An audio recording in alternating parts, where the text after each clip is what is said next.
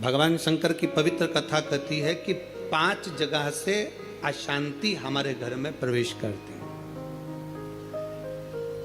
5 जगह से अशांति हमारे घर में आती है, 5 जगह से अशांति हमारे घर में प्रवेश करती है।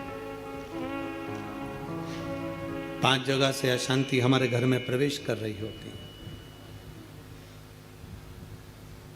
पहला है संसार से, दूसरा है संपत्ति से, तीसरा है संबंधों से, चौथा है स्वास्थ्य से और 5वां है संतान से।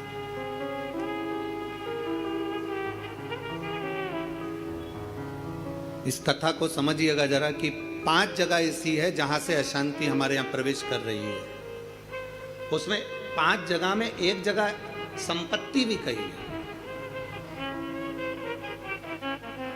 5 जगह में से एक जगह संपत्ति को भी बताया गया कि जैसे संसार से भी अशांति प्राप्त होती है। संसार के लोगों में आप सोचते हैं कि मैं संसार में जितना रहूंगा, जितना सबके साथ में रहूंगा, उतना मुझे सुख मिलेगा, शांति मिलेगी। ना ना ना ना, स्कंद पुराण कहती है हो नहीं सकता।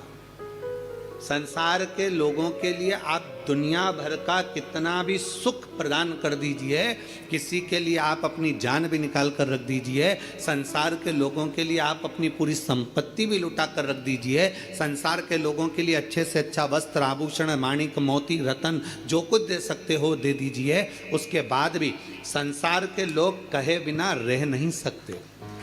आपको कहे बिना रहेंगे नहीं। आप कितना भी सुख उनको दे दीजिए, आप कितना भी सुख उनको प्रदान कर दीजिए, आपको वो सुख आप दे भी देंगे। एक व्यक्ति अगर अपने घर की शादी में करोड़ों रुपए खर्च कर कर पूरे घर के मेहमानों को, संसार के लोगों को, सबको बुला ले और सबको बुलाने के बाद में वो सबका सम्मान करे, सबका आदर करे, सबका सत्कार करे, सब कुछ अच्छा करे, सबका आदर भी करे, सबका सम्मान भी करे, सबको खूब दे भी और खूब खूब प्रदान कर दे, उसके बाद भी दुनिया के लोग कह देंगे हराम का आ रहा होगा तो लुटा रहा होगा। ये दुनिया की रीति है, ये दुनिया का क्रम है। संसार का व्यक्ति जितना आप विचार करेंगे कि मैं संसार के अंदर रहूं, लोगों के अंदर विराजमान रहूं, मुझे यश ही यश मिले, तो बहुत मुश्किल है। आप दुनिया का सारा सुख दे दीजिए तो भी यश की प्राप्ति नहीं हो सकती। थोड़ा वक्त मिल गया तो मिल गया, किसी ने कह दिया, किसी को आपने देते रहे देते रहे देते रहे तो मिल गया। संसार अशांति देता है। संपत्ति, शिव महापुराण की कथा कहती है, स्कंद पुराण कथा कहती है कि हमारी संपत्ति भी हमको अशांति देती है। जिसके पास कुछ नहीं वो आराम से रोड के किनारे टाट बिछाकर बहुत मस्ती से सोता है।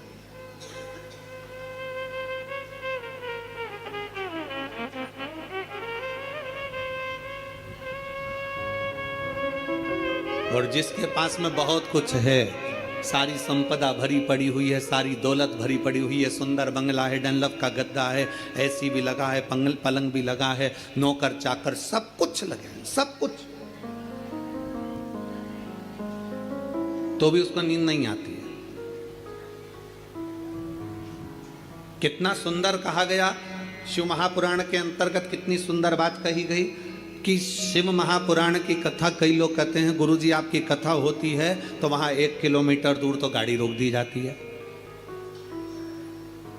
शिव महापुराण की कथा होती है तो पैदल चलकर बहुत दूर तक जाना पड़ता है,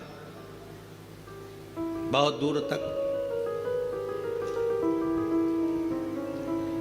पर कोई किसी चिकित्सक से पूछे, कोई डॉक्टर से पूछे, कोई आयुर्वेद वाले से पूछे, कोई होम्योपैथिक वाले से पूछे, कोई योग गुरु से पूछे कि शास्त्र क्या कहता है, हमें स्वस्थ रहने का तरीका क्या बताता है, तो कहा सबसे सुंदर तरीका है स्वस्थ रहने का कि जितना पैदल चल सकते हो उतना जिंदगी में सुख प्राप्त कर सकते। अब भगवान भोलेनाथ जी की कथा सुनने के लिए आप लोग आते हैं, शंकर जी की कथा में आप लोग पहुंचते हैं, शिव पुराण में पहुंचते हैं, तो बाबा भोलेनाथ पहले ही तुम्हारे स्वस्थ रहने की व्यवस्था कर देता है। भोले बाबा करता क्या है कि 1 किलोमीटर दूर तो गाड़ी रुकवा देता है, तुम कितने बड़े भी सेठ हो, 1 किलोमीटर दूर गाड़ी रुकवा दी और बड़े प्रेम से पैदल पैदल आराम से चलते चलते चलते चलते कथा में पहुंच गए, आसन लगाया, बैठ गए, बैठने के बाद वापस जाने की तैयारी हो जाती है।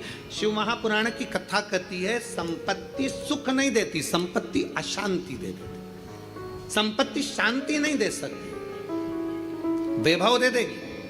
आप डनलप के गद्दे पर सो जाओगे, आप खूब जेवर पहन लोगे, आप अच्छे वस्त्र पहन लोगे, आभूषण धारण कर लोगे, सारा सुख तुम्हारे पास में आ जाएगा, पर शांति नहीं आ सकती। इसलिए बारंबार कहा गया, मिलता है सच्चा सुख केवल भगवान तुम्हारे चरण।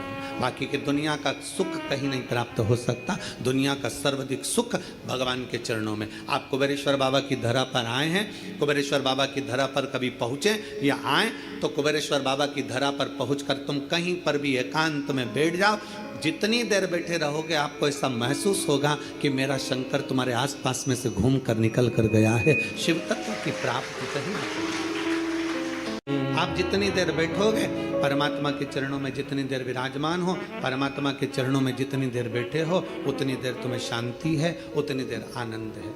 तो शिव तत्व कह रहा है कि संसार में शांति नहीं है, संपत्ति में शांति नहीं है।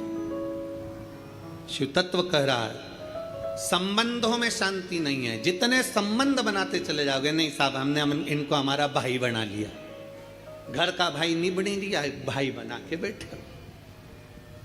नहीं साहब इसको हमने हमारी बेटी बना लिया, घर की बहन बेटी को साड़ी नहीं दिला रही और दूसरी बेटी बनाते फिर।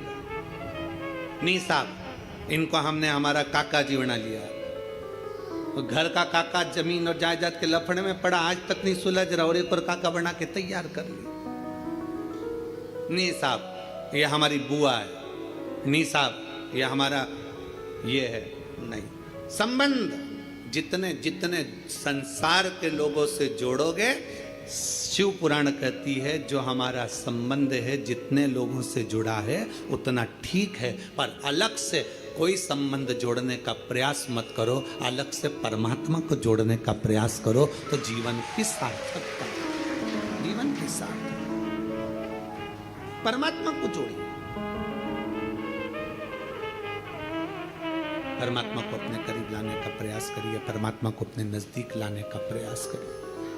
परमात्मा को अपने करीब में जितना जितना लेकर आओगे, उतना उतना सुख और शांति आपके जीवन में आती चली जाए। उतनी शांति, उतना सुख। संसार से, संपत्ति से और संबंधों से शांति की अनुभूति नहीं है। संबंध भी हमको अशांति देते हैं। किसी ने कुछ कह दिया, मन अशांत हो गया, किसी ने कुछ बोल दिया, मन अशांत हो गया, कहीं किसी ने कुछ कहा, अपन घर से निकल कर चले गए, मन अशांत हो गया। अच्छा, जरा सा विवाद हुआ, लोग घर छोड़कर चले जाते हैं। हमको यह समझ में नहीं आता कि घर में तुम रहकर भी शांति का अनुभव नहीं कर पाए तो क्या छिपरा जी के तट पर जाकर, गंगा जी के तट पर जाकर, नर्मदा जी के तट पर जाकर, किसी तीर्थ में जाकर, सबको छोड़कर अकेले घर से निकलकर, घर के बाहर जाकर क्या तुम्हें शांति मिल जाएगी? जम के बोलो जरा, नहीं मिल सकती।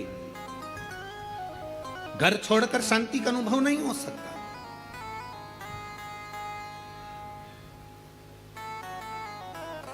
संसार ने अशांति दी, संपत्ति ने अशांति दी, संबंधों ने अशांति दी, फिर अगली अशांति दी स्वास्थ्य ने।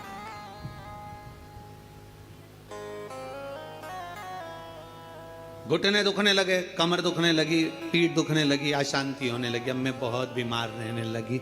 मेरे जीवन का क्या ठिकाना गुरुजी, मेरी जिंदगी का क्या ठिकाना।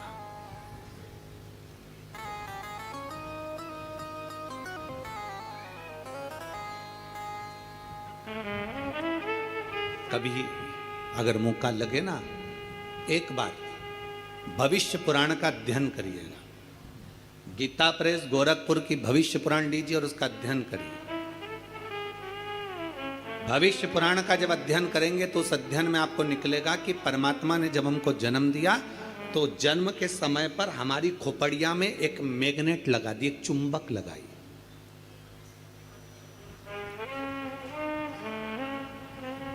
परमात्मा ने हमारी खोपड़िया में, हमारे मस्तिष्क में, हमारे भेजे में, हमारे सिर के अंदर, हमारे मस्तिष्क में एक चुंबक लगा दिया।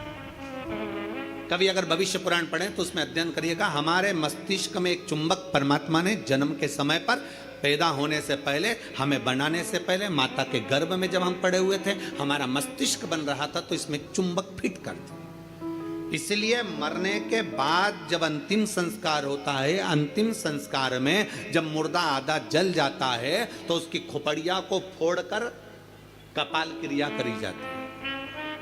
आपके इधर करते कि नहीं करते वो हमको नहीं मालूम। हमारे इधर की रीति है, बांस में लोटा बांधकर उसमें घी भरकर उसके घर के बेटों से, उसके पोता पोती से वहाँ पर खड़ा करवा के पोते से खोपड़िया में वो डंडा पड़वा कर वहीं घी उंडेलवा कर डंडे को फेंक दिया जाता, उस बांस को फेंक दिया जाता। देखा है आप लोगों ने इसको?